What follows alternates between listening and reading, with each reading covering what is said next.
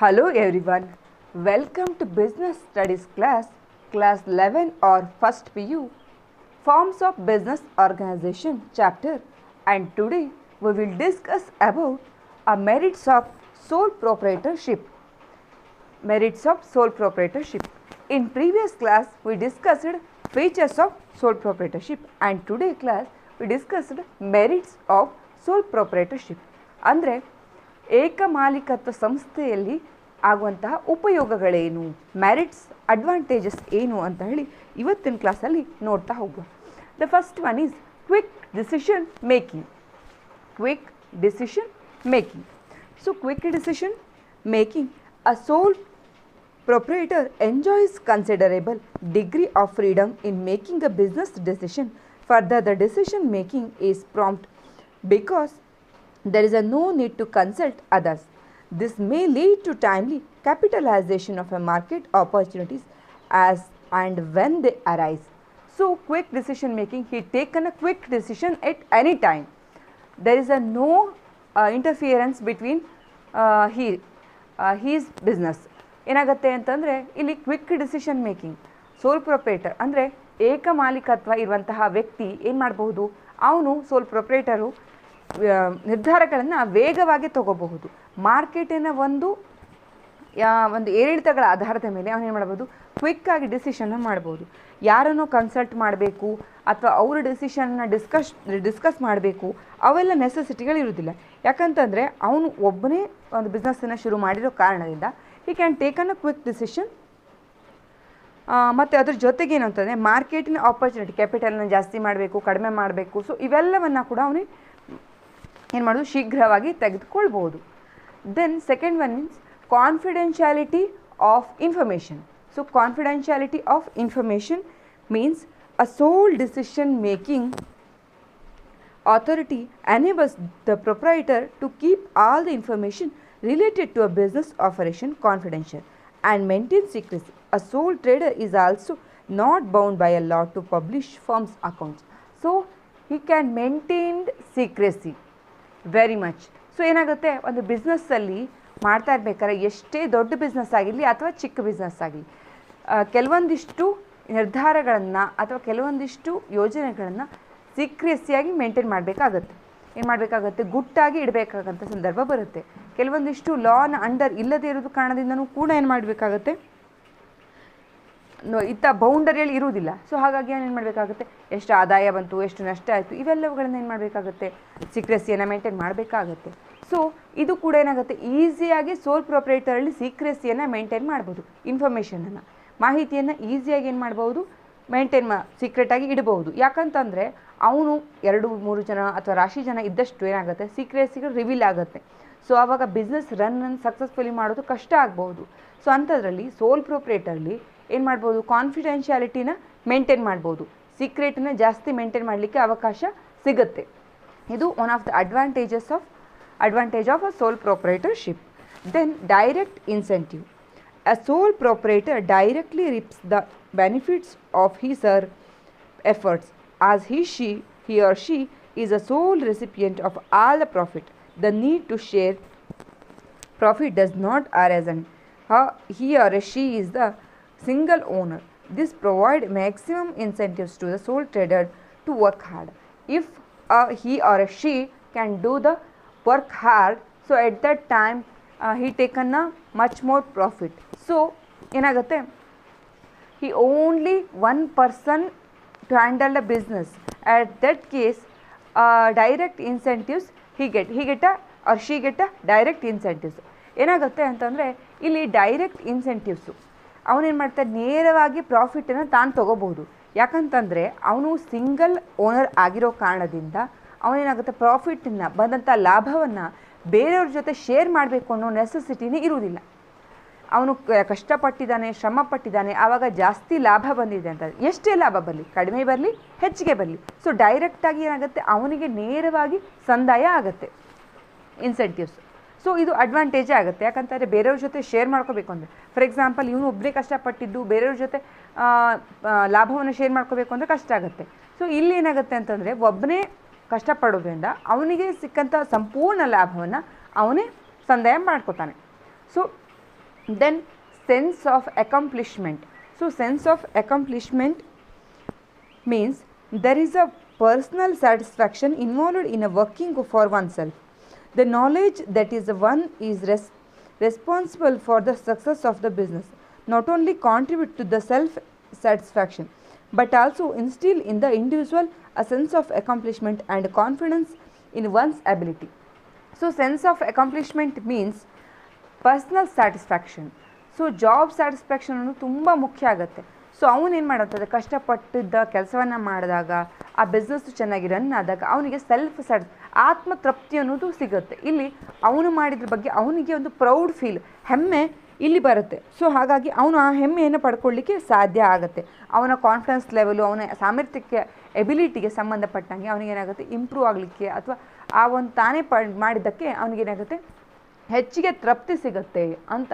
ಅವನು single owner ಆಗಿರೋ ಕಾರಣದಿಂದ ಅವನು ಮಾಡಿರೋ ಜಾಬಿಗೆ ಅಥವಾ ಅವನ ಕೆಪಾಸಿಟಿಗೆ ಅವನಿಗೇನಾಗುತ್ತೆ ಮೋರ್ ಪ್ರೌಡ್ ಫೀಲ್ ಆಗುತ್ತೆ ಅಂತ. ಮತ್ತು ಕಾನ್ಫಿಡೆನ್ಸ್ ಕೂಡ ಜಾಸ್ತಿ ಆಗಲಿಕ್ಕೆ ಇದು ಸಾಧ್ಯ ಆಗುತ್ತೆ. Then easy of formation and easier and a closure. So I already told many times a single owner can handle the or start a business, so easy formation and as well as easy closure. So an important merit of sole proprietor is the possibility of the entering into a business with a minimum legal formalities. There is no separate law that govern the sole proprietorship. A sole proprietorship is the least regulated from the business form of the business. It is easy to start and close the business as per wish of the owner. So ಏನು ಮಾಡ್ಬೋದು, owner ಅವನ ಇಚ್ಛೆಗೆ ಅನುಗುಣವಾಗಿ ಬೇಗ minimum ಕ್ಯಾಪಿಟಲನ್ನು required ಮಾಡಿಕೊಂಡು ಏನು ಮಾಡ್ಬೋದು, ಬಿಸ್ನೆಸ್ಸನ್ನು ಶುರು ಮಾಡ್ಬೋದು. ಅದೇ ರೀತಿಯಲ್ಲಿ ಅವನಿಗೆ ಯಾವಾಗ ಬೇಕಾದರೂ ಅವನೇನು ಮಾಡ್ಬೋದು, ಕ್ಲೋಸ್ ಮಾಡ್ಬೋದು. ಅದಕ್ಕೆ ಲೀಗಲ್ ಫಾರ್ಮ್ಯಾಲಿಟೀಸು ತುಂಬ ಕಡಿಮೆ ಆಗಿರೋ ಕಾರಣದಿಂದ ಏನಾಗುತ್ತೆ, ಅವನಿಗೆ ಬೇಗ ಸ್ಟಾರ್ಟ್ ಮಾಡೋದು ಈಸಿ ಆಗುತ್ತೆ, ಕ್ಲೋಸ್ ಮಾಡೋದು ಈಸಿ ಆಗುತ್ತೆ. So these are all merits of soul proprietorship. Quick decision making, confidentiality of information, direct incentives, sense of accomplishment, easy of formation and closure. Then some of the limitations of a sole proprietorship. ಎಲ್ಲಿ ಅಡ್ವಾಂಟೇಜಸ್ಗಳು ಇರುತ್ತೋ so ಅಲ್ಲಿ disadvantages ಕೂಡ ಇರುತ್ತೆ. So merits ಇದ್ದಲ್ಲಿ demerits ಕೂಡ ಇರುತ್ತೆ. So limitations ಕೂಡ ಇರುತ್ತೆ. ಅಂದರೆ ಎಲ್ಲವೂ ಕೂಡ ಲಾಭದಾಯಕವಾಗಿ ಆಗುತ್ತೆ, ಉಪಯೋಗನೇ ಇರುತ್ತೆ ಅಂತ ಹೇಳಲಿಕ್ಕೆ ಆಗೋದಿಲ್ಲ. ಕೆಲವೊಂದಿಷ್ಟು ಅಡ್ವಾಂಟೇಜಸ್ ಇದೆ, ಇನ್ನು ಕೆಲವೊಂದಿಷ್ಟು ಡಿಸ್ಅಡ್ವಾಂಟೇಜಸ್ ಕೂಡ ಇರುತ್ತೆ. So let us now limited resources. The first demerits or a limitation of a sole proprietorship is limited resources. Resources of a sole proprietor are limited to his or personal savings and borrowings from others. Banks and other lending institutions may hesitate to extend a long-term loan to a sole proprietor. Lack of resources is one of the major reasons why the size of the business rarely grows much and generally remains small. So limited resources, ಒಂದು ವೇಳೆ ಅವನಿಗೆ ಆ ಒಬ್ಬ single ಓನರಿಗೆ ಏನು ಮಾಡಬೇಕಾಗತ್ತೆ, ಬಿಸ್ನೆಸ್ಸನ್ನು ಶುರು ಮಾಡಬೇಕಾದ್ರೆ limited resources, ಸಂಪನ್ಮೂಲ ಸಿಗೋದು ಕಡಿಮೆ ಆಗ್ಬೋದು. ಯಾಕಂತಂದರೆ ಕೆಲವೊಂದಿಷ್ಟು ಅವನು ಸಾಲ ಮಾಡ್ಬೋದು.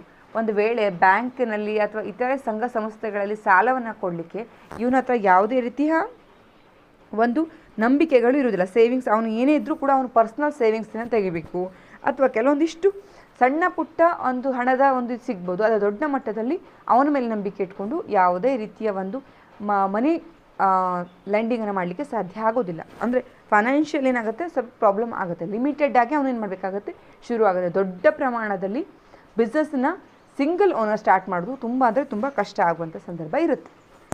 So limited resources. Then limited life of a business concern. So the sole proprietorship business is owned and controlled by one person. So death, insanity, imprisonment, physical element, bankruptcy of a proprietor affect the business and can lead to its close.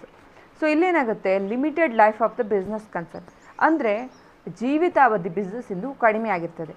ಯಾಕಂತಂದರೆ for example ಆ single ಓನರೇ control ಮಾಡೋ ಕಾರಣದಿಂದ ಅಲ್ಲಿ ಏನಾಗುತ್ತೆ, ಒಂದು ವೇಳೆ ಅವನಿಗೆ ಸತ್ತೋಗ್ಬಿಟ್ಟ ಅಥವಾ ಅವನಿಗೆ ತಲೆ ಕೆಟ್ಟೋಯ್ತು ಅಥವಾ ಅವನಿಗೆ ಹೆಲ್ತ್ ಇಶ್ಯೂಸ್ ಆಯಿತು ಅಥವಾ ಬೈ ಆಕ್ಸಿಡೆಂಟ್ ಆಯಿತು ಅಥವಾ ಬ್ಯಾಂಕಲ್ಲೇ ಏನೋ ಒಂದು ಲಾಸ್ ಆಗೋಯ್ತು. ಸೊ ಅಂತೆಲ್ಲ ಟೈಮಲ್ಲಿ ಏನಾಗುತ್ತೆ, ಬಿಸ್ನೆಸ್ ಏನಾಗುತ್ತೆ ಬೇಗ ಮುಚ್ಚಬೇಕಾಗತ್ತೆ. ಸೊ ಲಿಮಿಟೆಡ್ ಲೈಫ್ ಅಂದರೆ ಬಿಸ್ನೆಸ್ಸಿನ ಜೀವಿತಾವಧಿ ಕಡಿಮೆ ಆಗಿರ್ತದೆ ಅಂತ. Then unlimited liabilities. So unlimited liabilities, a major disadvantages of sole proprietor is unlimited liability. If the business fails, creditors recover the dues not merely from the business assets but also from a personal assets of the proprietor. Poor decisions or unfavorable circumstances can create the serious financial burden of the owner. So ಇಲ್ಲೇನಾಗುತ್ತೆ, unlimited liability, ಒಂದು ವೇಳೆ ಅವನಿಗೆ ಜವಾಬ್ದಾರಿ ಅಥವಾ ಏನಾಗುತ್ತದು ಲಯಬಿಲಿಟಿಗಳು ಹೆಚ್ಚಾಗ್ತಾ ಹೋದಾಗೆ, ಅಂದರೆ ಸಾಲಗಳು ಹೆಚ್ಚಾಗ್ತಾ ಹೋದಾಗೆ ಅವನಿಗೆ ಸಾಲವನ್ನು ತೀರಿಸಲಿಕ್ಕೆ ಬೇರೆ ಯಾವ ಆಪ್ಷನ್ಸ್ಗಳು ಇರುವುದಿಲ್ಲ. ಅವನ ಕೆಲವೊಂದು ನಿರ್ಧಾರಗಳು, ಅವನ ಒಂದು ತಪ್ಪು ನಿರ್ಧಾರಗಳಿಂದ ಏನಾಗ್ಬೋದು, ಸಾಲಗಳಾಗ್ಬೋದು. ಸೊ ಆವಾಗ ಸಾಲ ಹೆಚ್ಚಾಗ್ತಾ ಹೋದಾಗೆ ಅವನು ಏನು ಮಾಡ್ಕೊತ ಪರ್ಸ್ನಲ್ಲಾಗಿ ವೈಯಕ್ತಿಕವಾಗಿರುವಂತಹ ಅಸೆಟ್ಗಳನ್ನು ಮಾರಾಟ ಮಾಡುವಂಥ ಸಂದರ್ಭವೂ ಕೂಡ ಇರುತ್ತೆ. ಸೊ ಪಾಪರಾಗುವಂಥ ಸಂದರ್ಭ ಕೂಡ ಇರುತ್ತೆ ಇದರಿಂದ. Then limited managerial ability. The owner has to assume the responsibility of a varied managerial task such as purchasing, selling, financing, etc. So, it's rare to find of the individual who excels all the areas. Thus, decision making may not be balanced in all the cases of also. Due to the limited resources, a proprietor may not be able to the employee and retain the talented the ambition of employees. So ಇಲ್ಲೇನಾಗುತ್ತೆ, limited managerial ability. ಅವನಿಗೇನಾಗಿರ್ತದೆ, ಕೆಲವೊಂದು ಸಲ ಅವನು ಪರ್ಚೇಸನ್ನು ಮಾಡಬೇಕು, ಕೊಂಡುಕೊಳ್ಳೋದು, ಆಮೇಲೆ ಇನ್ನೊಂದು ಕಡೆ ಮಾರಾಟ ಮಾಡೋದು, ರಿಸೋರ್ಸನ್ನು ನೋಡೋದು. ಸೊ ಅವನೇನಾಗುತ್ತೆ, ಹಲವಾರು ಟಾಸ್ಕ್ಗಳನ್ನು ಒಬ್ಬನೇ ಮಾಡ್ತಾ ಇರೋ ಕಾರಣದಿಂದ ಅವನ ಒಂದು ಸಾಮರ್ಥ್ಯ ಲಿಮಿಟೆಡ್ ಆಗಿರಬಹುದು. ಅವನ ಸಾಮರ್ಥ್ಯ ಎಷ್ಟೇ ಜಾಸ್ತಿ ಇದೆ ಅಂತಂದು ಅವನು ಎಲ್ಲ ಕಡೆ ಫೋಕಸನ್ನು ಮಾಡ್ತಾ ಹೋದಾಗೆ ಕಡಿಮೆ ಪ್ರಮಾಣದಲ್ಲಿ ಆಗುವಂಥ ಸಂದರ್ಭವೂ ಇರುತ್ತೆ.